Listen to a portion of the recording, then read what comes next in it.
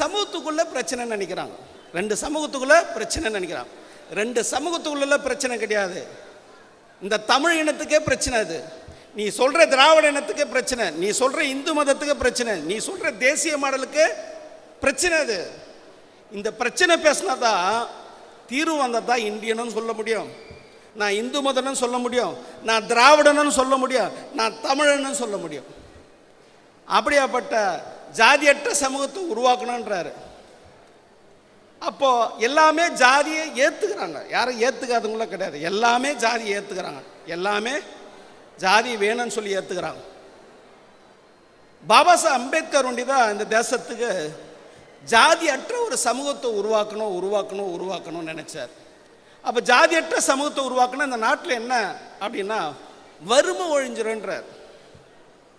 நாட்டில் வறுமை ஒழிஞ்சிரும், நாடு வல்லரசு நாடாக இருக்கும். ஏன்னா இந்த சமூகத்தை சீர்திருத்த வேண்டியது இதுதான் பிரச்சனை நாட்டில். இந்த சமூகம் சீர்திருத்தம் ஆயிடுச்சுன்னா இந்த நாடு எப்படி இருக்குன்றது ஒரு கனவு இருந்தது பாபா சாஹேப் அம்பேத்கருக்கு. அந்த கனவை நினைவாக்குறதுக்கு தான் இனி நம்மளுடைய தேசிய தலைவர் பெகன்ஜி அவர்கள் 4 முறை முதலமைச்சர், ஒரு உத்தரப்பிரதேசத்தில் முதலமைச்சராக இருக்கிறாங்க. எல்லா சமூகத்தையும் ஏற்றுக்க வச்சாங்க, எல்லா சமூகத்தையும். ஷெட்யூல் காஸ்ட்லேயும் நிறைய பிரிவு இருக்குது, பேக்வேர்டு கிளாஸில் நிறைய பிரிவு இருக்குது, மைனாரிட்டி மக்கள். ஹரேராம் ஜெய்ராம் சொல்கிற அகரகாரத்தில் இருக்கக்கூடிய பிராமணரில் கூட ஜெய்பீம் சொல்லி ஒரு மாற்றத்தை கொண்டு வந்தாங்க. எல்லா மக்களையும் போயிட்டு ஒரு மாற்றத்தை கொண்டு வந்தாங்க. அப்போ அவங்க கார்ல் மார்க்ஸ் ஃபோட்டோ காட்டி ஒரு மாற்றத்தை கொண்டு வந்தாங்களா, இல்லை மகாத்மா காந்தியுடைய ஃபோட்டோ காட்டி மாற்றத்தை கொண்டு வந்தாங்களா, இல்லை சுபாஷ் சந்திர போஸ் ஃபோட்டோ காட்டி ஒரு மாற்றத்தை கொண்டு வந்தாங்களா? கிடையாது. பாபா சாஹேப் அம்பேத்கர் ஃபோட்டோ காட்டி தான் ஒரு பெரிய மாற்றத்தை கொண்டு வந்தார். பாபா சாஹேப் அம்பேத்கர்னாலே ஒரு மனிதம். என்னுடைய வாழ்க்கைன்றது ரத்தின சுருக்கமாக 3 வாரத்தில் முடிச்சிடலான்றார். சுதந்திரம், சமத்துவம், சகோதரத்துவம், இதுதான் என்னுடைய வாழ்க்கை. இந்த வார்த்தையை எவ்வளோ பலமான வார்த்தை. அப்படியாப்பட்ட பாபா சாஹேப் அம்பேத்கரை நம்ம இந்த ஜெய்பீம் மாடல் மூலயமா இந்த மக்கள்கிட்ட எப்படி போய் சொல்லலாம்? பாபா சாஹேப் அம்பேத்கர் ஒண்டி தான் மனிதன் பேசுனதால எல்லா மனிதர்கிட்ட போய் பேசலாம். இந்த 2000 வருஷம் இருக்கக்கூடிய சமூக மாற்றத்தை பாபா சாஹேப் அம்பேத்கர் எப்படி கொண்டு வந்தார்? கல்வின்றது ஒரு குறிப்பிட்ட சமூகத்துக்கிட்ட மட்டும் தான் இருந்தது. அந்த சமூகம் யாருன்னா பிராமணர் மட்டும்தான். இது கடவுளுடைய படைப்புன்னு சொல்லி எல்லாரையும் நம்ப வச்சாங்க. பிரம்மாவுடைய தலையில் பிறந்தவர், அதனால பிராமணர் அவங்க ஒண்டி தான் கல்வியாளராக இருக்குன்னா நாங்கள் மற்றவங்கள கல்வியே கிடையாது. இப்போ நான் ஒரு வழக்கறிஞர், எங்கள் அப்பா எதனா ஹைகோர்ட்டில் வழக்கறிஞராக இருந்தாரா? கிடையாது. கேஎஸ் மோகன் ஒரு ஆசிரியர், அவங்க பாட்டு எதனா பள்ளிக்கூடத்தில் ஆசிரியராக இருந்தாரா அப்படின்னா வரலாறு கிடையாது. டாக்டர் ராம்தாஸ் பாட்டாளி மக்கள் கட்சி தலைவர், அவங்க அப்பா ஏதாவது மருத்துவராக டாக்டராக இருந்தாருன்னா வரலாறே கிடையாது. இந்த வரலாற்றை உருவாக்கி கொடுத்துட்டு தான் பாபா சாஹேப் அம்பேத்கர் பிராமணன் அல்லாத மக்களுக்கு, எல்லா மக்களுக்கும், எல்லா பிசி சொல்கிற எல்லா சமூகத்தை மக்களே, ஜாதி பேரை சொல்லி எந்த சமூகம்லாம் சொல்கிறோமோ எல்லா மக்களுக்கும் கல்வி கிடைச்சதுன்னா பாபா சாஹேப் அம்பேத்கர் தான். இதான் ஜெய்பீம் மாடல். கன்னியாகுமரியிலேருந்து காஷ்மீர் வரைக்கும் ஒரு மாற்றத்தை கொண்டு வந்தது. சத்ரியாஸ் ஆட்சியாளர் ஆகணும். அந்த காலத்தில் சினிமாலாம் பார்ப்பீங்க, பழைய காலத்து சினிமாலாம். மன்னர் வரார், மன்னர் வரார், மன்னர் வரார்னா மன்னர் கூட குட்டி இளவரசர் இருப்பார். அந்த இளவரசர் எங்கே உருவாக்க முடியும்னா இளவரசி வயிற்றில் தான் உருவாக முடியும், வேற எங்கேயும் உருவாக முடியாது. ராணி வயிற்றில் ராஜா பிறக்கணும். இதான் சத்திரியர், இதான் கடவுளுடைய படைப்பு. பாபா சாஹேப் அம்பேத்கர் ராஜா ராணிலாம் ராணி வயிற்றில் பிறக்கக்கூடாது. 1 மேன் 1 ஓட் 1 வேல்யூ, ஒரு மனிதனுக்கு ஒரு வாக்கு ஒரு மதிப்பை கொடுத்து எல்லாரையும் ஆட்சியாளர் ஆக்கினார். யாரா பார்த்தாலும் 2 ஆண்டுக்கு முன்னாடி நாட்டுடைய பிரதமர் மோடி சொன்னார், குடியரசு நாள் அன்னைக்கு, பாபா சாஹேப் அம்பேத்கரால் தான் நான் பிரதமர் ஆனார். இங்கே தமிழ்நாட்டிலேருந்து அவர் ஓட்டுக்காக சொல்கிறாரு, அவர் ஓட்டுக்காக சொல்கிறாரு. நீங்கள் உண்மையை சொல்லுங்கன்ற இந்த திராவிட மாடலை பார்த்து நீங்கள் உண்மையை சொல்லுங்க. ஒரு நாவிதரோ இசை வளரோ கருணாநிதி இன்னைக்கு 5 முறை முதலமைச்சர் ஆனார், எங்கள் தலைவர்ன்றாரு. இந்த உருவாக்குறது யாரு அப்படின்னா பாபா சாஹேப் அம்பேத்கர் சொல்லுங்க. மோடி சொன்னாரே, நீங்க சொல்லுங்க. இன்னைய வரைக்கும் ஒரு வார்த்தை தமிழகத்திலேருந்து வந்தது கிடையாது. தமிழகத்திலேருந்து வந்ததே கிடையாது. 77 அம்மையார் இந்திரா காந்தி அவர்கள் நாட்டோடைய பிரதமர் ஆயிட்டு சொன்னாங்க, நான் கும்புற கடவுள் என்னை பிரதமராக்கல, பாபா சாஹேப் அம்பேத்கர் எதுன அரசமைப்பு சட்டத்தை என்னை பிரதமராக்க சொன்னாங்க. அன்னைக்கு டிபேட்டில் சொல்கிறாங்க, வானதி சீனிவாசனை பார்த்து சொல்கிறாங்க, ஒரு திராவிட கழக பொறுப்பாளர் சொல்கிறாரு, இன்னைக்கு வானதி சீனிவாசன் வந்து விவாத மேடையில் வந்து எங்கள் எதிர்கொள்கிற அளவுக்கு இன்னைக்கு விவாதிக்கிறாங்கன்னா அதுக்கு தந்தை பெரியார் தான் காரணம்னாங்க. வானதி சீனிவாசன் சொன்னாங்க, தந்தை பெரியார் காரணம் இல்லை, கான்ஸ்டியூஷன் தான் காரணன்றாங்க. அப்போ கான்ஸ்டியூஷன்னா அரசமைப்பு சட்டம்னா யாருன்னும் போது பாபா சாஹேப் அம்பேத்கர் தான் காரணம்னு சொல்லணும். அடுத்த வார்த்தை வாயிலேருந்து அந்த வார்த்தை வரல. அதான் நீங்களாம் பாபா சாஹேப் அம்பேத்கர் அந்த இதுவை படிக்கணும். படிச்சிங்கன்னா நீங்கள் போய் விவாதத்தில் உட்காந்தீங்கன்னா வானதி சீனிவாசன் தந்தை பெரியார் தான் காரணம்னா சுஷ்மா சிவராஜ் யார் காரணம்னு கேட்கலாம். மம்தா பானர்ஜி வங்காளத்தில் முதலமைச்சராக இருக்கிறாங்களா, யார் காரணம்? எல்லா பெண்களையும் சொல்லலாம். கிரைன் பேடி ஐபிஎஸ் ஆனதுக்கு யார் காரணம்? இன்னைக்கு ஐஏஎஸ் ஐபிஎஸ் டாக்டர் இன்ஜினியர் எல்லா பெண்களுடைய விடுதலைக்கு யார் காரணம்னு கேட்கலாம். எல்லாத்துக்கும் இந்தியாவில் இருக்கக்கூடிய பெண்களுடைய விடுதலை காரணம் பாபா சாஹேப் அம்பேத்கர் தான். இந்த ஜெய்பீம் மாடல் தான்.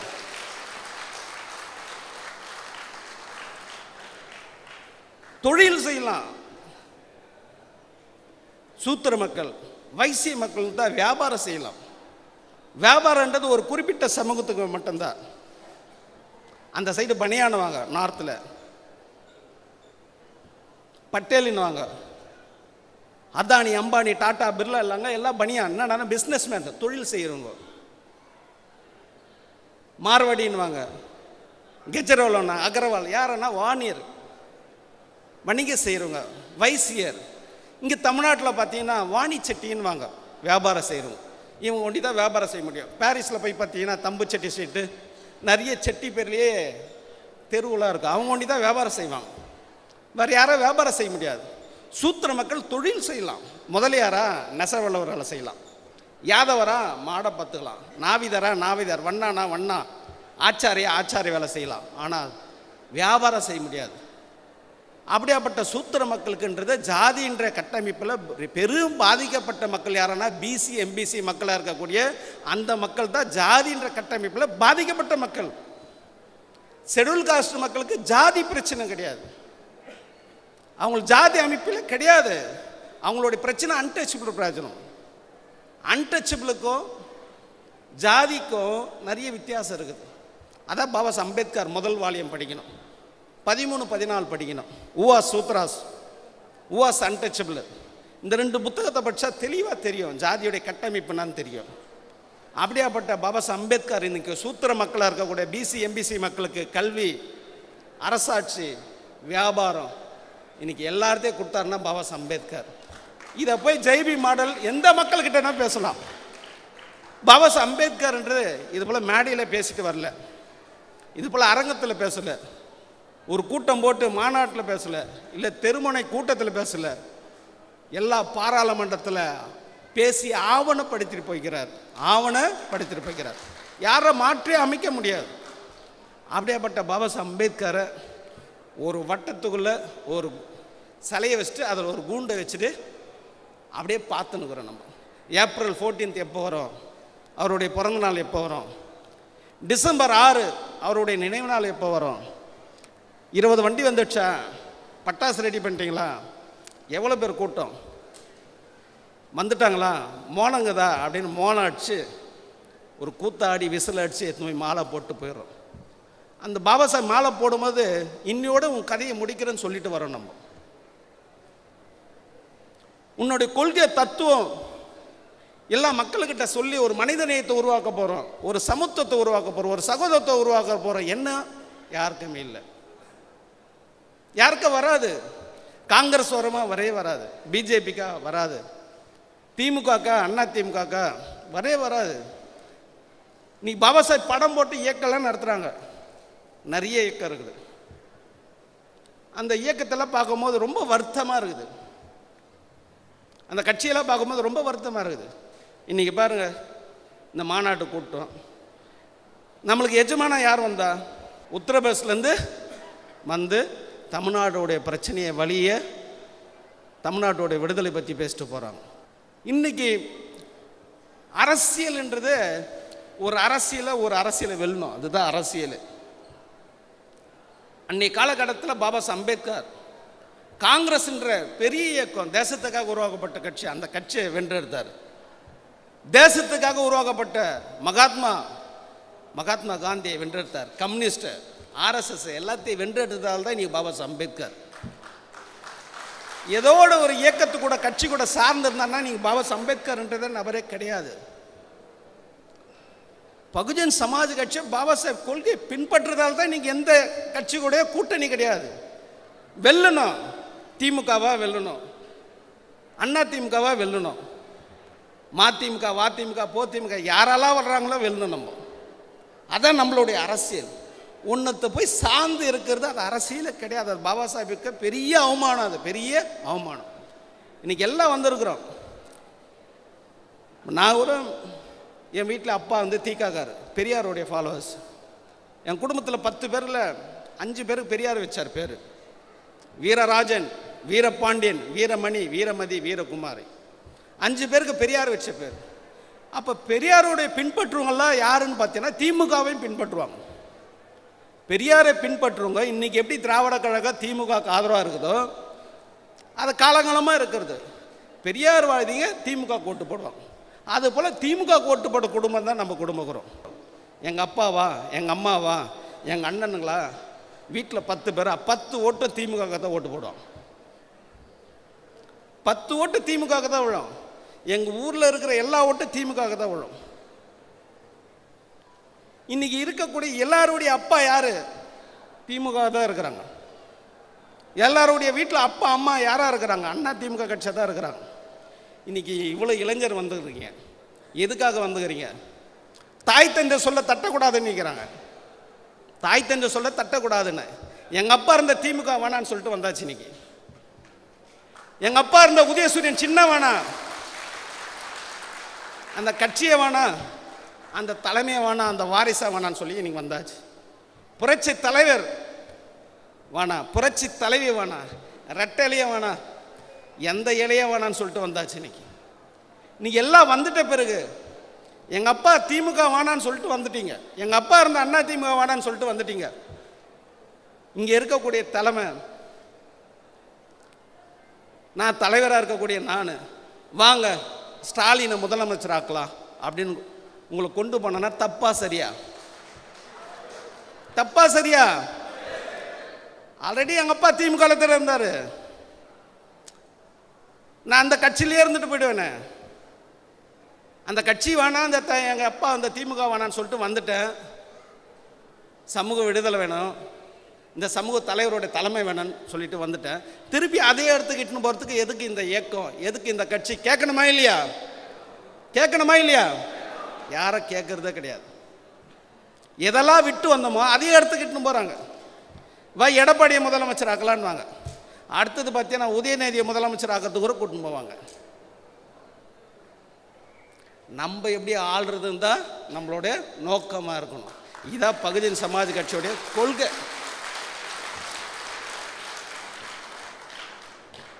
இந்த மாநாடு குறித்து என்ன தீர்மானம்னு சொன்னாங்க. நிறைய பிரச்சனை இருக்குது, அந்த பிரச்சனைக்கு தீர்மானம். சரி, தீர்மானம் போட்டு வரோம். 10 தீர்மானமா 20 தீர்மானம் போட்டு வரோம். இந்த தீர்மானத்தை எங்கே கொண்டு போய் கொடுப்போம்? யாருக்கிட்ட போய் கொடுப்போம்? யாருக்கிட்ட போய் கொடுப்போம்? ஆட்சியாளர்கிட்ட போய் தீர்மானத்தை போய் கொடுப்போம். இந்த ஆட்சியாளர் தீர்மானம், முதல் தீர்மானம், பஞ்சமி நிலம் சென்னை மாகாணத்தில் 12 லட்சம் ஏக்கர் பிரிட்டிஷ் கவர்மெண்ட் வெள்ளக்காரன் ஆட்சி சட்டமாக்கி நிலத்தை கொடுத்தோம். ஒடுக்கப்பட்ட மக்களை, டிப்ரெஸ் கிளாஸ், டிசி லேண்டுன்னு வாங்க. வழக்கத்துக்கு பஞ்சமி நிலன்னு வாங்க, பேசுகிற வார்த்தை பஞ்சமி நிலன்னு வாங்க. ஆனால் அது டிசி லேண்ட், டிப்ரெஸ் கிளாஸுக்கு நிலத்தை கொடுத்தாங்க. 12 லட்சம் ஏக்கர் சென்னை மாகாணம். சென்னை மாகாணமா ஆந்திரா, கர்நாடகா, கேரளா, தமிழ்நாடு, சென்னை மாகாணத்துக்கு 12 லட்சம் ஏக்கர் நிலத்தை கொடுத்தாங்க. வெள்ளைக்காரன் பிரிட்டிஷ் கவர்மெண்ட்டு ஏதோ தலித் மக்கள் மட்டும் இல்லை, டிப்ரெஸ் கிளாஸ் மக்களும் இல்லை, எல்லா மக்களும் கொடுத்தாங்க. அகரகாரத்தில் கூட பிராமணர்களும் கொடுத்தாங்க, எல்லா மக்களும் பிரித்து கொடுத்தாங்க. இந்த மக்களை பார்த்து ஒரு பரிதாபம் இருந்தது, இன்னசென்ட்டாக இருக்கிறாங்களே. அதனால் இந்த நிலத்தை விற்கக்கூடாது, வாங்கக்கூடாது, விற்றாலும் செல்லாது, வாங்கினாலும் செல்லாதுன்னு சொல்லி சட்டத்தை இயற்றிட்டு போயிட்டான். சட்டம் இருக்குது, வெள்ளைக்காரன் போட்ட ஜியோ இருக்குது, சட்டம் இருக்குது. 1892 1010 ஜியோ நம்பர். 67 சமூக நீதி பேசுகிற ஆட்சியாளர்லாம் வந்துட்டாங்க. 55 வருஷம் ஆயிடுச்சு. 50 ஆண்டில் மனு இயக்கத்தில் இருக்கக்கூடிய முன்னோடிகள் கொடுக்காதையாக இருந்திருப்பாங்க. கொடுத்துருப்பாங்களே, மனு கொடுத்துருப்பாங்க, தேர்தல் நேரத்தில் கொடுத்துருப்பாங்க, தேர்தல் வேலை செய்யும் போது கொடுத்துருப்பாங்க, கோரிக்கை வச்சுருப்பாங்க, ஆர்ப்பாட்டம் பண்ணியிருப்பாங்க, போராட்டம் பண்ணிக்கிறாங்க. துப்பாக்கி சூடில் 2 பேர் இறந்து இருக்கிறாங்க. ஜான் தாமஸ் ஏழ்மலை 2 பேர் செங்கல்பட்டில் இறந்து போயிட்டாங்க. இன்னைய வரைக்கும் ஒரு சென்ட் நிலத்தை கூட மீட்டு கொடுக்கல. நம்மளும் கோரிக்கை வச்சு மனு எத்தனை போய் தீர்மானம் போட்டு கொடுத்தா என்ன ஆகும்? நடக்குமா? நடக்காது. ஆட்சியாளர் வந்தாங்க. இப்போ திமுக ஆட்சி வந்தது. ஆட்சி வந்தோன்னா திமுகவுடைய கொள்கை என்ன? கடவுள் மறுப்பாளர், இந்து மத எதிர்ப்பாளர். ஏன் திமுக தலைவர் கூட சொன்னார், ராமர் எந்த இன்ஜினியர் காலேஜில் படித்தார், அவர்னா இன்ஜினியரான்னு கேட்டார். அவங்க கேட்குற கேள்விக்கெல்லாம் முன்னுக்கு பின்னா பயங்கரமாக இருக்கும். ஒரு பகுத்தறிவோடு பேசுகிறேன்னு சொல்லி நிறைய விஷயத்து கருத்தை சொல்லுவாங்க. அப்படியாப்பட்ட திமுக இப்போ ஆட்சிக்கு வந்தோன்னா இந்து அறநிலைத்துறை ஒரு துறை உருவாக்கி இந்து அறநிலையத்துறை நிலத்தை 2000 கோடி சொத்தை பறிமுதல் பண்ணியிருக்கிறான். இன்றைக்கி நகையெல்லாம் பறிமுதல் பண்ணிக்கிறான், உருக்குறாங்க நகையை. இவங்க கொள்கைக்கும் அவங்க சொல்கிறதுக்கும் ரொம்ப நேரடியான எதிரி. ஏன்னா அவங்க கடவுளுன்னுவாங்க, இவங்க கடவுளை கல்லுன்னுவாங்க. பெரியாருடைய வாரிசுன்னுவாங்க. அந்த பெரியார் என்ன சொன்னார்னா கடவுளை கல்லுன்னாரு. அப்போ கல்லுக்கு எதுனா நிலம் தேவையா? அந்த கல்லுக்கு நிலம் தேவை. நிலம் யாருக்கு தேவை? மனிதர்களுக்கு தான் தேவை. அந்த இந்து மதத்திலே இருக்கக்கூடிய எந்த மக்கள்னா இருக்கட்டும், வறுமையில் இருக்கக்கூடிய ஏழையாக இருக்கக்கூடிய அந்த நிலத்தை பகிர்ந்து கொடுத்தா போதும். பிற்படுத்தப்பட்ட மக்களுக்கு அந்த நிலத்தை பகிர்ந்து கொடுத்தா போதும். பஞ்சமி நிலத்தை டிசி லேண்டாக இருக்கக்கூடிய இந்த நிலத்தை எடுத்து ஷெட்யூல் காஸ்ட் மக்களுக்கு எடுத்து கொடுத்தாலே போதும். இன்னைய வரைக்கும் அந்த மீட்டை கொடுக்கல.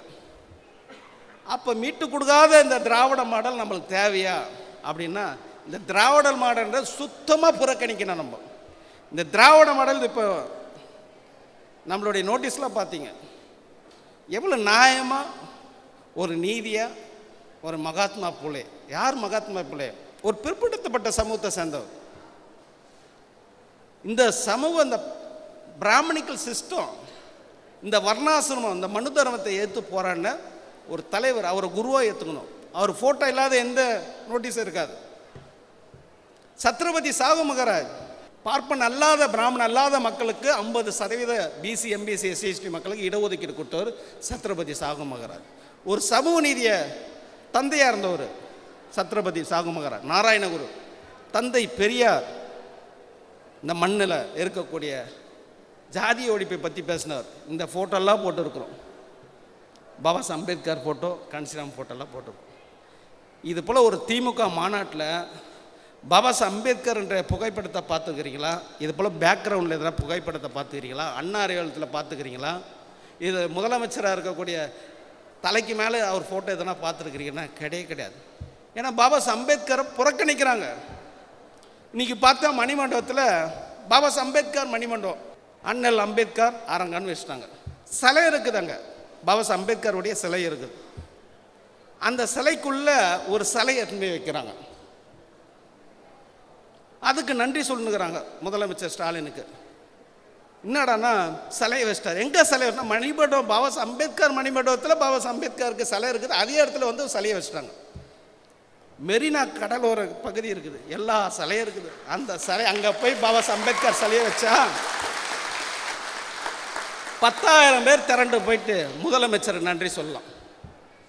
ஏன் நன்றி சொல்கிறேன்னு முதலமைச்சருக்கு, முதலமைச்சர் ஆக்குறது அவர் தான் சொல்லி நன்றி சொல்லலாம். டெல்லி முதலமைச்சர் கெஜ்ரிவால். அப்போது நார்த்துலலாம் பார்த்தீங்கன்னா பாபா சாஹேப் அம்பேத்கரை எல்லாமே நேசிப்பாங்க. ஒரு ஷெட்யூல் காஸ்ட் மக்கள் வீட்டில் போய் பார்த்தீங்கன்னா பேக்வர்ட் கிளாஸாக இருக்கக்கூடிய சத்ரபதி சாகு மகராஜ், மகாத்மா புலே படம் இருக்கும், எல்லார் வீட்லேயும் இருக்கும். பேக்வர்டு கிளாஸ் வீட்டில் மகாராஷ்டிரெலாம் போனால் எல்லார் வீட்லேயும் இருக்கும் பாபா சாஹேப் அம்பேத்கருடைய படம். ஆனால் இங்கே பெரியார் மண்ணு, சமூக நீதி மண்ணுன்றாங்க. பாபா சாஹேபை புறக்கணிக்கிற ஒரு திராவிட மாடல் ஆகுது. அப்படியாப்பட்ட திராவிட கட்சியை நம்ம புறக்கணிச்சே ஆகணும். திராவிட கட்சியை புறக்கணிச்சே ஆகணும். பத்திரிகை செய்தி, திராவிட எப்படி ஆட்சி அமைஞ்சது? திமுக 66% ஒடுக்கப்பட்ட மக்களுடைய ஓட்டு வந்தது. இந்து பத்திரிகையில் எழுதுகிறாங்க, முஸ்லீம்ஸ் மெஜாரிட்டியாக ஓட்டு போட்டாங்க, கிறிஸ்டின்ஸ் மெஜாரிட்டியாக ஓட்டு போட்டாங்க. எந்தெந்த சமூகம் ஓட்டு போட்டதுன்னு போது மெஜாரிட்டியாக பார்த்தீங்கன்னா ஷெட்யூல் காஸ்ட் மக்களுடைய ஓட்டில் தான் இந்த திமுக ஆட்சி அமைச்சிருந்தாங்க. ஆட்சி அமைச்சிட்டாங்க. அந்த மக்களுக்கு வேண்டிய பங்கு என்ன? 38 மந்திரிங்க இருக்கிறாங்க. பங்குன்னு பார்த்தீங்கன்னா எந்த துறை கொடுத்தாங்க பாருங்க. அந்த 3 துறை கொடுத்துட்டு புறக்கணிக்கிறாங்க அந்த மந்திரிங்க. உள்துறை கொடுத்தாங்களா, நிதித்துறை கொடுத்தாங்க, மின்சாரத்துறை தான், கல்வித்துறை கொடுத்தாங்க. அந்த துறையெல்லாம் கொடுத்தா ஒரு மாற்றத்தை கொண்டு வரலாம். எந்த துறையும் கிடையாது. ஒரு இத்து போன துறையை கொடுத்துட்டு மந்திரி ஆக்கிட்டு அதுலேயும் பெருமையாக சொல்கிறாங்க, அதையும் ஷெட்யூல் காஸ்ட்டுக்கு நான் கொடுத்துட்டேன். ஒரு பங்கு ஷேர்னா எப்படி இருக்கணும்னா, நான் ஒரு வியாபாரம் செய்கிறேன், நான் ஒரு தொழில் செய்கிறேன், ஜெய்பீம் செல்வனை ஒரு பார்ட்னரை நான் சேர்த்துக்கிறேன், பார்த்திபன் நான் ஒரு பார்ட்னராக சேர்த்துக்கிறேன், அண்ணன் பிச்சைனை ஒரு பார்ட்னராக, பிரவீனை ஒரு 5 பேர் சேர்ந்து தொழில் பண்ணுறோம். பிரவீன் ஒரு 10 லட்ச ரூபா போடுறான் ஒரு தொழிலில், என்னுடைய முன்பணமாக 10 லட்ச ரூபா தரேன், பிச்சை ஒரு 5 லட்சம் தரேன், பார்த்திபன் நான் 2 லட்சம் தரேன், நான் 50,000 ரூபா கொடுக்குறேன் என்னுடைய பங்கு அப்படின்னு சொல்லிட்டு 50,000 ரூபா நானும் போடுறேன். போட்டு வியாபாரம் பண்ணி லாபம்னு வந்துட்டா எப்படி ஷேர் பிரிப்பாங்கன்னா, 10 லட்ச ரூபா யார் போட்டாங்களோ அவங்களுக்கு அதிகமான பங்கு வரும். நான் 50,000 ரூபா போட்டிருப்பேன், எனக்கு வேண்டிய பங்கு, எனக்கு வேண்டிய அந்த பங்கு கொடுப்பாங்க. 10 லட்ச ரூபாவுடைய ஷேர் பங்கை 50,000 ரூபா நான் போட்டேன், நான் அந்த பங்கை எடுத்துன்னு போட்டேன்னா 2 முறை கேட்டு பார்ப்பான் பிரவீன், 4 முறை கேட்பான், ஏன்னா ரொம்ப கஷ்டப்படுறேன் கொடுண்ணா.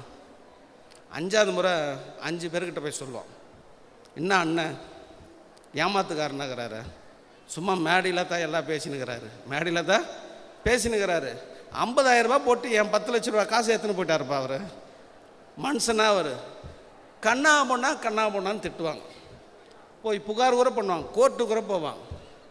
எவ்வளோ கோபம் வரும். நான் 10 லட்ச ரூபா போட்டு நீ 50,000 ரூபா போட்ட, என்னுடைய பங்கு நீ எடுத்துன்னு போட்டேன்னு எவ்வளோ கோபம் வரணும். அதுபோல் இன்றைக்கி திமுகவுடைய அந்த ஓட்டு ஷேரில், அந்த வாக்கு பெட்டியில் 66% இந்த மக்களுடைய ஓட்டு இருக்குது. கோபமே வர மாட்டுது. அவங்கள பார்த்தாலே அவங்கள தூக்கி பேசி கைத்தட்டி வச்சுன்னு கைத்தட்டி அனுப்பிச்சிடறான். நம்மளுக்கு கோபமாக வருது. நம்மளுக்கு ஏன் கோபம் வருதுன்னா, இந்த பகுஜன் சமாஜ் கட்சியில் கொள்கையை பார்த்ததால படித்ததால நம்மளுக்கு கோபமாக வருது. அன்றைக்கி கூட நம்மளுடைய சகோதரர்லாம் பேசினாங்க, இவ்வளோ நல்லா இருக்குதுன்னா என்னென்ன பண்ணுறதுன்னா, அது அவங்கள புரிய மாட்டுது, அவங்கள சார்ந்தே வாழ்ந்துறாங்க, இல்லை என்னென்ன புரிய மாட்டுதுன்னு. அப்போல இப்போ ஒரு காலத்தில் நம்ம பாட்டை முப்பாட்டெல்லாம் ஒரு பண்ணையில் வேலை செய்வாங்க. அந்த பண்ணையில் வேலை செய்யும் போது வேலை செய்துட்டு அந்த பண்ணக்காரர்கிட்ட போய் கூலி, சம்பளம் இல்லை அப்போ கூலின்னுவாங்க, கூலி வாங்கும் போது சட்டை இல்லாத குனிஞ்சி போய் வாங்கின்னு வருவாங்க. அப்போ நம்மளுக்கு வேலை செய்த கூலி வாங்குற அதையே குடிஞ்சே அவங்ககிட்ட போய் ஐயா சாமி ஆமா சாமின்னு சொல்லி காசை வேணும் வர அப்படின்னு திட்டுவாங்க. அன்றைக்கி அந்த பெரியவங்களை, அந்த பெரியவங்க என்னத்தம்மா சொல்லுவாங்க, டேய் போட, அது என் சாமிடாது, அந்த சாமி இல்லைன்னா வீட்டில் ஒலை எரியாதுரா, 3 வேளை சாப்பிட்றல அந்த சாமி கொடுத்த காசுரா அப்படின்வாங்க. ஏன்னா அந்த பெரியவங்களுக்கு தெரியாது, இது அடிமை தானே, அந்த பெரியவங்களுக்கு தெரியாதே வாழ்ந்துட்டாங்க. இப்போ அந்த பண்ணை தான் இன்றைக்கி அண்ணா அறிவாலயம்னு ஒரு பண்ணை ஒன்று உருவாயிடுச்சு, ராயப்பேட்டையில் ஒரு பண்ணை உருவாயிடுச்சு, பிஜேபி பண்ணை, காங்கிரஸ் பண்ணை எல்லாம் இருக்குது. அப்போல்லாம் துண்டு இல்லாத போனாங்க. இப்போ வந்து சட்டை பேண்டெல்லாம் பாபா அம்பேத்கரால் சட்டை பேண்டெல்லாம் போட்டுன்னு ஒரு பொக்கை எடுத்துன்னு வர போகிறாங்க. அந்த பண்ணைக்கு போயிட்டு ஆதரவு கொடுத்துட்டு கூலியே வாங்கிட்டு வராங்க. கூலியும் வாங்கிட்டு வந்து சிறப்பாக வேலை செய்கிறாங்க. ஸ்டாலினை முதலமைச்சராக்கி அமர வச்சிட்டாங்க. இப்போ பகுஜன்ற அரசியல், கான்சிராம்ன்ற அரசியல், பெகஞ்சி மாயாவதின்ற அரசியல் தெரியலனா, நானும் கற்றுக்கலனா, நானும் அந்த வரிசையில் தான் போய் நின்று இருப்பேன். நானும் அந்த வரிசையில் நானும் சட்டை பேண்டை எடுத்துக்கின்னு பெரிய பொக்கை எடுத்துக்கின்னு நானும் போய் அந்த வரிசையில் நின்று போய் கொடுத்துட்டு முதலமைச்சர் ஆக்குறேன்னு சொல்லிட்டு வேலை செய்யறதுக்கு வந்து வேலை செஞ்சுருப்பேன். ஊராக வந்து வேலை செஞ்சுருப்பேன். கிராமமாக போய் பிரச்சாரம் பண்ணியிருப்பேன். இந்த பகுஜின்னு அரசியல் படித்த பிறகு தான் இது அடிமைன்னு தெரிஞ்சுது. எது அடிமை? இந்த திமுக பண்ணையில் போய் நம்ம நிற்கிறது அடிமை, ராயப்பட்டில் இருக்கிற பண்ணையில் போய் நிற்கிறது அடிமைன்றது தெரிஞ்சுது. இதை படிக்கலை மாணிவர் காஞ்சிராம்ன்ற ஒரு நபரை படிக்கலைன்னா கண்டிப்பாக தெரிஞ்சிருக்கா, சுத்தமாக தெரிஞ்சிருக்கா, நம்மளுக்கு. நம்மளும் அந்த வரிசையில் தான் எல்லாம் வேலை செஞ்சவங்க தான். திமுகவுக்கு, அண்ணா திமுகவுக்கு எல்லா கூட்டணி இருக்கும்போது ஒரு இயக்கத்தில் இருக்கும்போது அந்த இயக்கம் போய் ஆதரவு கொடுத்தோன்னா போய் வேலை செய்வோம். இன்றைக்கி பகுஜின்னு அரசியல் வந்த பிறகு அதை ஒரு அருவெறுப்பாக பார்க்குறோம். அருவெறுப்பாக பார்க்க வேண்டிய சூழ்நிலை இருக்குது. அதனால் நம்மளுடைய அரசியல்ன்றது அதிகாரத்தை கைப்பற்றுறது தான் நம்மளுடைய அரசியல். அப்போ ஆட்சி அதிகாரம்னா ஏன் நம்ம அண்ணன் தானே எம்எல்ஏவாக இருக்கிறாரு, ஏன் அந்த தொகுதியில் நம்ம அண்ணாச்சு, ஐயா நம்ம சொந்தக்காராச்சு அவர், அடா நம்மளுக்கு தெரிஞ்சவருப்பா, அடா அவர் நல்லா தெரியுமே, அவர் எம்எல்ஏப்பா சொல்லின்னு போயினே இந்த 46 எம்எல்ஏ வருவாங்க. தமிழ்நாட்டில் 46 எம்எல்ஏ வருவாங்க. எந்த தொகுதியில்? ரிசர்வ் தொகுதியில், கூட்டு தொகுதியில், தனி தொகுதியில் 46 எம்எல்ஏ இருக்கிறாங்க.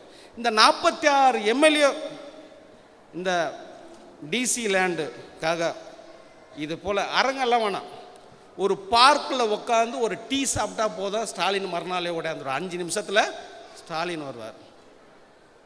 இன்னைக்கு கூவத்தூரில் ஒரு எம்எல்ஏ அடித்து வச்சதுக்கு எவ்வளோ பேர் ஓடினாங்க? 5 கிலோ தங்கம் 5 கோடி ஏலெல்லாம் விட்டாங்களா இல்லையா? அந்த ஏலத்துலலாம் எடுத்தாங்களா இல்லையா எம்எல்ஏவை? அதுபோல் எங்காவது ஒரு பார்க்கில் உட்காந்து பட்டாணி சுண்டல் சாப்பிட்டுன்னு போதும், இருக்கிற ஆட்சியாளர் வந்து உட்காந்து உங்களுடைய கோரிக்கை என்னன்னு கேட்பாங்க. 2 வரியில் இந்த டிப்ரெஸ் கிளாஸ் லேண்டு சட்டமாக இருக்குது, நீதிமன்ற உத்தரவு இருக்குது, மணிக்குமாரோடைய உத்தரவு இருக்குது, மீட்டு கொடுங்க அப்படின்னு கேட்டால் உடனே தீர்வு கிடைக்கும். அப்போ 46 பேர் அதிகார பதிவில் இல்லை, அதிகார பதிவு ஸ்டாலின்கிட்ட இருக்குது. இவங்ககிட்ட பெரிய பதிவு ஒன்றி தான் இருக்குது. இந்த பதிவை வச்சு வைத்து குடும்பத்தை காப்பாற்றலாம் தவிர இந்த சமூகத்தை பாதுகாக்கிறத காப்பாற்ற முடியாது. இதனால்தான் நம்ம வந்து ஆட்சியாளர்னா நம்ம போய் மனு கொடுக்குற ஒரு இயக்கம் கிடையாது. தீர்மானம் போட்டு மனு கொடுக்கறது. 4-5 பிள்ளைங்களா இருந்து வேலைக்கு போகாத அண்ணன் தம்பி அக்கா தங்கச்சிக்கிட்ட போய் காசு கேட்டு வாங்கிட்டு அந்த குடும்பத்தை வாழ வைக்கலாம்னா எவ்வளோ நாள் முடியும்? முடியாது. அண்ணனாக இருப்பான், தம்பியாக இருப்பான், குறைந்த காலத்தில் தான் கொடுப்பான், அதுக்கப்புறம் கொடுக்க முடியாதுன்னா அவனால் முடியாது. அது மூஞ்ச காட்டுவான், கொடுக்க மாட்டாங்க, மறுப்பான், இல்லைன்னுமா, ஃபோன் பண்ணால் இல்லைன்னுமா. அதே தான் அரசியலில் கூட அதுதான். நம்ம போய் நம்ம பிரச்சனைக்கு போய் மனு கொடுத்துட்டு இருந்த பிரச்சனைலாம் கிடையாது. தன் குடும்பத்தை எப்படி காப்பாற்றணும், வேலைக்கு போகணும், உழைக்கணும், சம்பளம் வாங்கணும், அதை வாங்கி நம்மளுக்கு கிடைக்கிற பொருளாதாரத்தை வச்சு இந்த குடும்பத்தை எப்படி காப்பாற்றணும்னு நம்மளுக்கு மனநிலை உருவாகி காப்பாற்றுறோமோ அதே தான் அரசியலும் அதே தான். இந்த மக்களுடைய பிரச்சனை வேறு, இந்த தமிழ் தேசிய பிரச்சனை வேறு, இந்த திராவிட மாடல் வேறு, இந்துத்துவ மாடல் வேறு, தேசிய மாடல். நம்மளுடைய பிரச்சனை, இந்த மக்களுடைய பிரச்சனையே வேறு. இந்த பிரச்சனைக்காக இவன் போய் அரசியல் உருவாக்கி அதிகாரத்தை கைப்பற்றினா தான் இவங்களுக்கு தீர்வு தவிர, இவன் தீர்மானம் போட்டு மனு கொடுக்குற இயக்கமாக இருந்தால் அப்படியே சுடுகாடு இல்லைன்னு சொல்லிக்கிறோம், மனு கொடுத்துட்டு சுடுகாடுக்கு போக வேண்டியதான். எல்லாமே சுடுகாடு இல்லைன்னு சொல்லி மனு கொடுத்து கடைசி வரைக்கும் சுடுகாடுக்கு போக வேண்டிய கட்சியாக தான் இருக்கும், தலைவனாக தான் இருக்க முடியும் தவிர நம்மளுடைய பாபா சாஹிப் சொன்ன மாதிரி அதிகாரத்தை கைப்பற்ற ஒரு தலைவனாக இருக்க முடியாது. அதனால தான் இன்றைக்கி இருக்கக்கூடிய தேசிய தலைவர் ஆட்சி கிடையாது. இப்போ படுந்தோல்வி. நீங்கள் போய் பார்க்கும்போது அன்றைக்கி தேசிய செயற்குழு உட்காந்து எல்லாரையும் உட்கார வச்சிட்டார். பேசுனாங்க, 1 மணி நேரம் பேசுனாங்க. 1 மணி நேரம் பேசுறது அந்த உணர்வை தான் நம்மளால் புரிய முடியுது. 1 மணி நேரம் பேசும்போது ஒரு 17 முறை பாபா சாஹேப் அம்பேத்கரை பற்றி சொல்கிறாங்க. பாபா சாஹேப் அம்பேத்கர், பாபா சாஹேப் அம்பேத்கர், பாபா சாஹேப் அம்பேத்கர். அதுதான் நம்மளுக்கு பயங்கர உற்சாகத்தை இதுவாக கொடுக்கும். அப்போது ஒரு உணர்ச்சியை நம்மளுக்கு கொடுத்து அவங்கள வந்து பார்த்துட்டு வந்த உடனே எப்படியாவது கூட்டம் நடத்தினேன், மாநாடு நடத்தினேன், அதை சென்னை மண்டலம் தான் நடத்தினேன் நான். அதுபோல் ஒரு உற்சாகமான ஒரு தலைவர். அன்றைக்கி கர்நாடக பீப்புளெலாம் வந்து பெகஞ்சிக்கிட்ட பேசும்போது சொன்னாங்க, கூட்டணி வைக்கணும். நாங்கள் அவங்கள அப்படியே முறைச்சி பார்த்தாங்க. நான் எம்பி ஆக போகிறேன்னு கேட்டாங்க. அப்போ பாராளுமன்ற எலெக்ஷன், எம்பி ஆக போகிறேன். எம்பி ஆகிறதுக்கு நிறைய கட்சி இருக்குது, காங்கிரஸ் இருக்குது, பிஜேபி இருக்குது. அந்த கட்சியில் போய் சேர்ந்துடும், உன்னை எம்பி ஆக்கிடுவாங்க. உன்னை எம்பி ஆகிறதுக்கு நான் கட்சி நடத்தலைன்ட்டாங்க. உன்னை எம்பி ஆகிறதுக்கு நான் கட்சி நடத்தலை. நீ எம்பி ஆகணுன்னா போய் காங்கிரஸில் போய் சேர்ந்துரு, பிஜேபியில் போய் சேர்ந்துரு, உன்னை எம்பி ஆக்கிடுவாங்க. போய் ரோட்டில் நின்று பாருன்னாங்க. டெல்லியில் தலைநகரத்தில் ராணி போல் உட்காந்துக்கிற இந்த இடத்துல, இந்த ராணியாக உட்காந்துக்கிறேன்னா பாபா சாஹேபுடைய தியாகத்தில் இந்த ராணியை உட்கார வச்சுட்டு போனார். இந்த ராணியுடைய தியாகம் இந்த மக்களுக்கு, உங்கள் தனிப்பட்ட உங்களுக்கு கிடையாது, இந்த மக்களுக்கு தான் அரசியல் தேவை. என்ன நினைக்கிறீங்க? கூட்டணி வச்சா என்ன ஆகும் தெரியுமா? நம்ம அரசியல் இயக்கம் அப்படின்னு சொல்லி ஆரம்பித்தாங்க. All India schedule cost federation ஆரம்பித்து இந்திய குடியரசுக் கட்சி ஒரு தேசிய கட்சியாக இருந்தது. யானை சின்ன கையில் இருந்தது. தேசிய முழுக்க ஒரு அடையாளத்தோட ஒரு தேசிய கட்சி, ஒரு யானை சின்னம் இருந்தது இந்திய குடியரசுக் கட்சிக்கு. பாபா சாஹேப் அம்பேத்கர் 56 இறந்த பிறகு 57 எலெக்ஷனுக்கு ஒரு எம்பிக்கு 2 எம்பிக்கு எல்லாம் கட்சியெல்லாம் கூட்டணி வச்சாங்க. அப்புறம் 4 இயக்கமாச்சு, 4 கட்சி கூட கூட்டணி வச்சாங்க. அப்புறம் 8 இயக்கம், 10 இயக்கம், அடையாளமே போயிடுச்சு. கட்சி தேசிய அடையாளம் போயிடுச்சு. கஷ்டப்பட்டு யானை சின்னத்தை ஒரு அங்கீகாரம் கொடுத்தார் பாபா சாஹேப். யானை சின்னமே கைவிட்டு போச்சு. அப்போ இன்னைக்கு அந்த கட்சியுடைய நிலைமை என்ன? இந்தியா முழுக்கன்னா அடையாளமே இல்லாத போயிடுச்சு அப்படின்னா. நான் யோசித்து பார்த்தேன். அவங்க சொன்னது குடியரசு கட்சி. ஆனால் நான் பார்க்கும்போது எனக்கு விஜயகாந்த் கண் எதிர்க்க வந்தார். முதல் தேர்தலில் 8% ஓட்டு, 2வது தேர்தலில் 12% ஓட்டு. இந்த ஓட்டு வாங்கும் போது மாற்றம் திமுக, அண்ணா திமுக மாற்றம் நான் தானார். உடனே மக்கள் ஓட்டு போட்டாங்க. ஏன்னா மாற்றத்தை விரும்புகிறாங்க, தமிழ்நாட்டு மக்கள் மாற்றத்தை விரும்புகிறாங்க. திராவிட கட்சி திமுக, அண்ணா திமுக இருக்கக்கூடாதுன்னு சொல்லிட்டு மாற்றத்தை விரும்புகிறாங்க. ஓட்டு போட்டாங்க. 12% ஓட்டு. அடுத்த தேர்தல் வரும்போது திமுக தலைவர் கேப்டன் வருவார், கலைஞர் கேப்டன் வருவார் கூட்டணிக்கு அப்படின்னு காத்துனுக்கிறார். ஒரு 6 மாதத்துக்கு முன்னாடி ஜெயலலிதா சொன்னாங்க, விஜயகாந்த் இரவு நேரத்தில் குடிக்கிறாரு அப்படின்னாங்க. விஜயகாந்த் மறுநாள் மறுப்பு சொன்னார். என்ன மறுப்பு தெரியுமா? அந்த அம்மா தான் வந்து ஊற்றி கொடுக்குறாங்க எனக்கு அப்படின்னா. அப்படியாப்பட்ட விஜயகாந்தை அந்த அம்மா 2 இரவு 3 பகல் உட்கார வச்சு பேசி 41 சீட்டு கொடுத்தாங்க, 42 சீட்டு கொடுத்தாங்க. 29 சீட்டு வெற்றி பெற்று எதிர்கட்சி தலைவராக வந்துட்டார். 6 மாதம் கழிச்சு பார்க்குறோம், நாக்கு கட்சின்னு வெளியே வந்தார். அவள் தான் இன்னி வரைக்கும் வெளியே வரல. அப்போ ஒரு கூட்டணின்னு சேர்ந்த பிறகு அவர் அடையாளமே இல்லாத போயிட்டார். மாற்றுன்னு சொல்லியிருந்தானா இன்னைக்கு விஜயகாந்த் இந்த தமிழகத்தில் முதலமைச்சராக இருந்திருப்பார். திமுக, அண்ணா திமுக மாற்று அப்படின்னு தானே விஜயகாந்த் இன்னைக்கு முதலமைச்சர். அந்த வாய்ப்பு விஜயகாந்த் கூட்டணின்ற பேரில் அண்ணா திமுகவில் போய் கூட்டணி சேர்ந்ததால் விஜயகாந்தால் அடையாளமே போயிடுச்சு. கம்யூனிஸ்டுடைய அடையாளம் பாருங்க. ஆர்எஸ்எஸ் 1925 24 உருவாக்குற கம்யூனிஸ்ட். அன்னைக்கு காங்கிரஸுக்கு எதிரான கட்சி எதிரான கம்யூனிஸ்ட் தான். அப்படியாப்பட்ட கம்யூனிஸ்ட்டுக்கு ஒரு திமுக, அண்ணா திமுக, திமுக, அண்ணா திமுக, திமுக, அண்ணா திமுக கூட்டணி வச்சு கம்யூனிஸ்டே அடையாளம் இல்லாத போயிடுச்சு. கம்யூனிஸ்ட்டு அடையாளம் இல்லாத போயிடுச்சு. செகண்ட் நான் சொல்ல கூட்டணி வைக்க வேணாம்னு சொல்ல, உனக்கு அதுக்குள்ள தன்மானம் இருக்கணும்னு இருக்கிற, சுயமரியாதை இருக்கணும். அதுபோல் கூட்டணி தான் போய் வைங்கன்றான். எங்கேயுமே தன்மானம் கிடையாது, எங்கேயுமே சுயமரியாதை கிடையாது.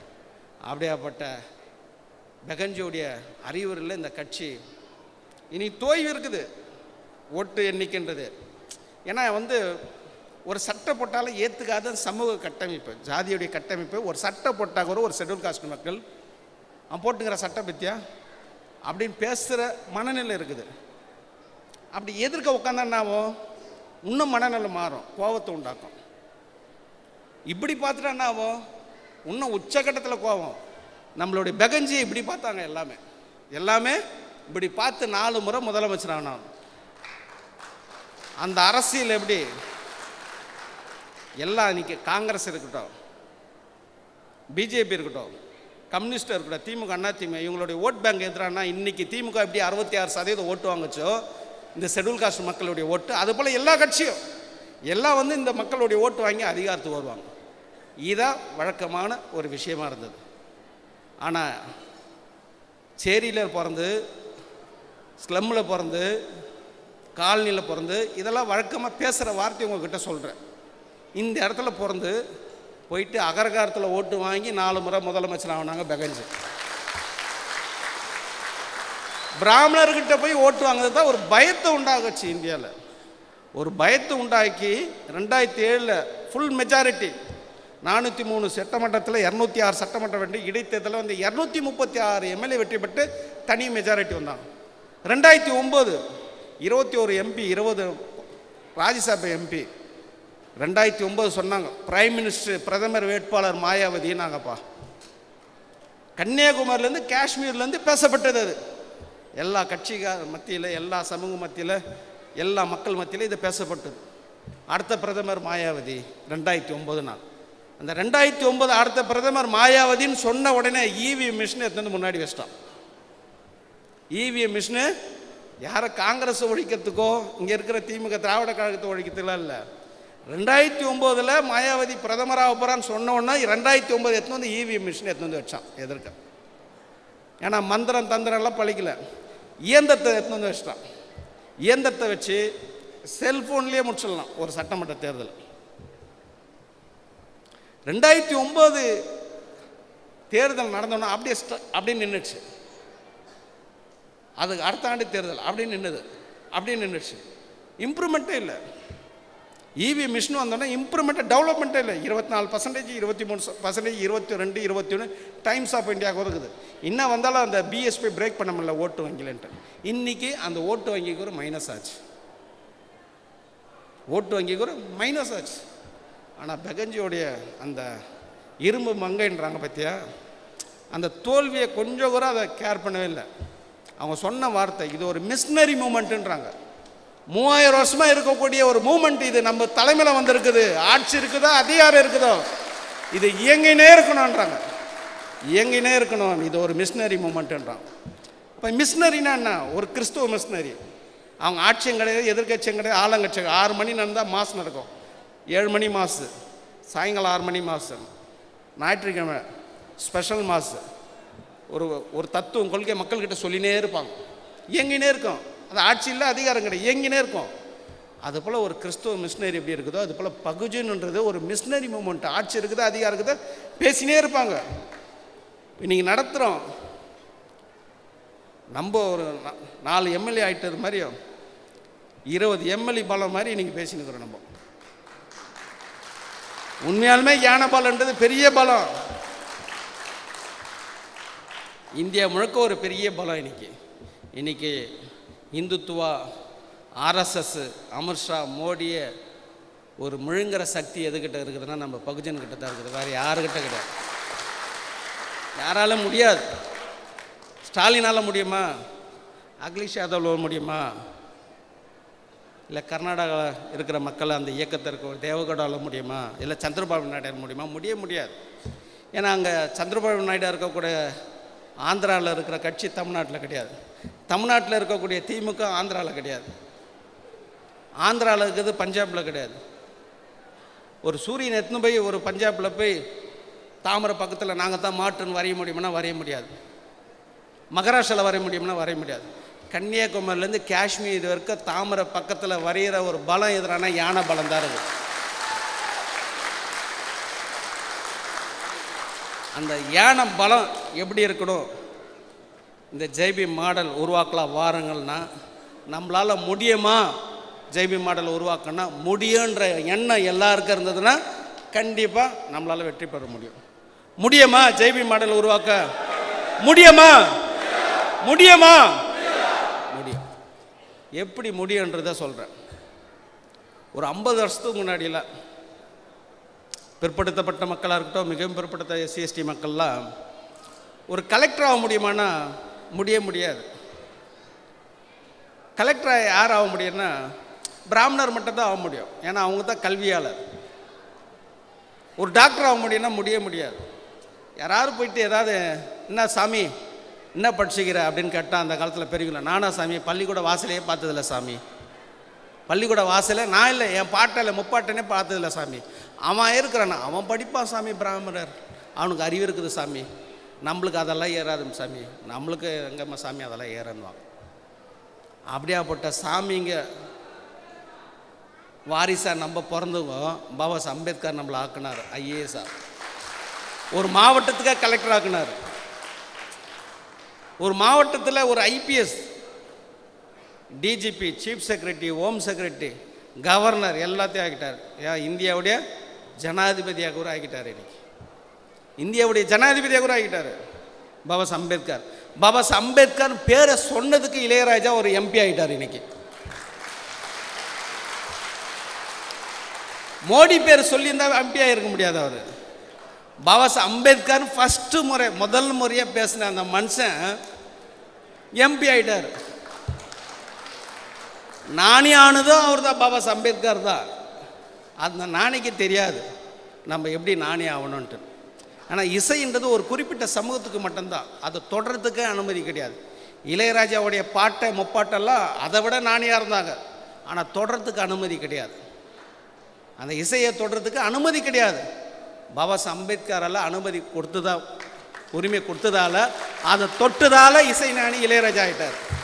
அந்த நாணி அடிக்கடிக்கு சொல்வார், இந்த நாணம் எப்படி கட்டுச்சதுன்னா பகவானை காட்டுவார், மேலே கட்டுவார், இந்த நாணம் அப்படி கட்டுச்சது.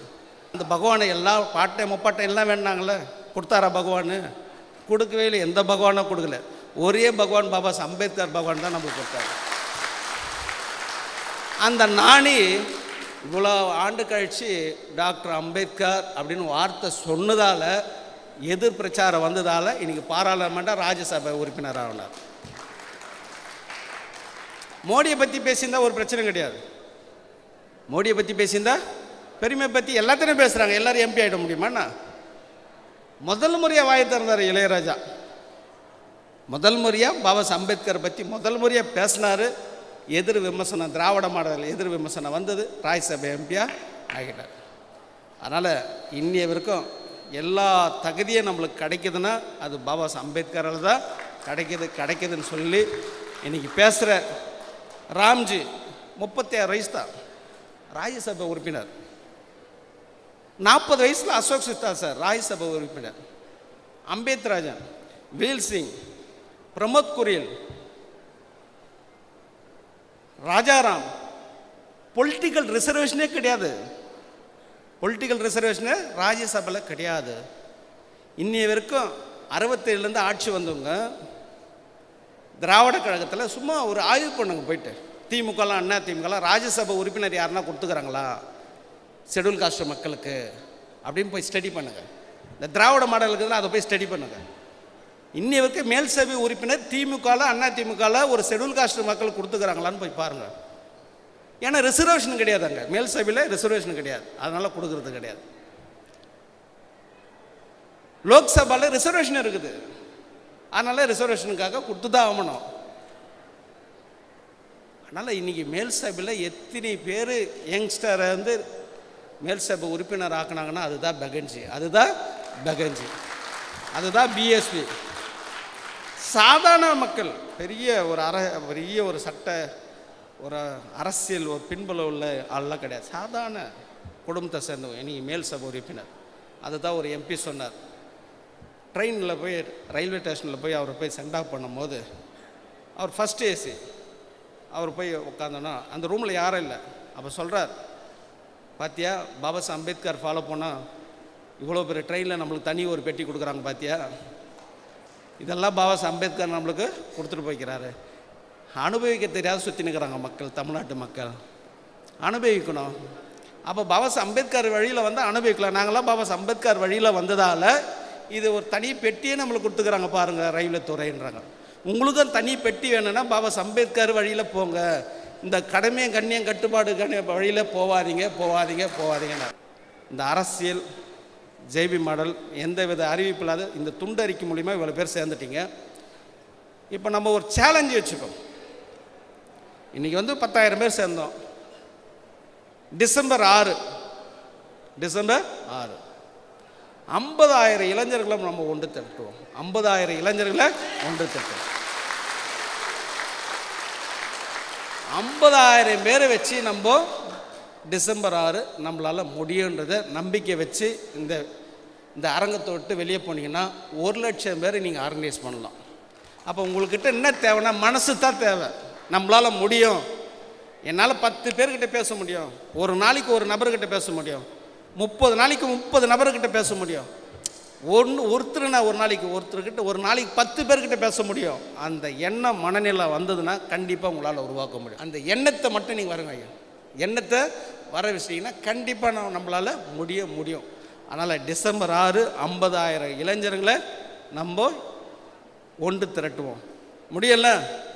முடியுமா? மாநாட்டோடைய தீர்மானமே இதுதான். பாபா சாஹிப் சொன்ன எஜுகேட், அஜிடேட், ஆர்கனைஸ். கற்பி, கிளர்ந்தெழு, புரட்சி செய்யணும் பாபா சாஹிப் அம்பேத்கர் சொல்லவே இல்லை. புரட்சி செய்யறது ரெவல்யூஷன்.